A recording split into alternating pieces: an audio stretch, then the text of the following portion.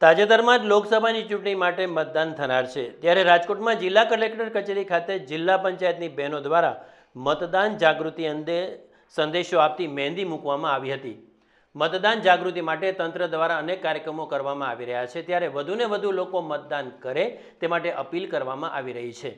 ત્યારે મહેંદીમાં vote for hour right, vote for India 2024 અને Lok Sabha election 2024ના slogan મહેંદીમાં અંકિત કરવામાં આવ્યા હતા।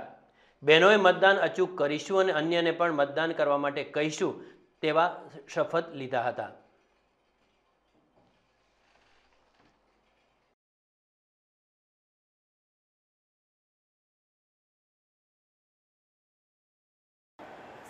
મેના રોજ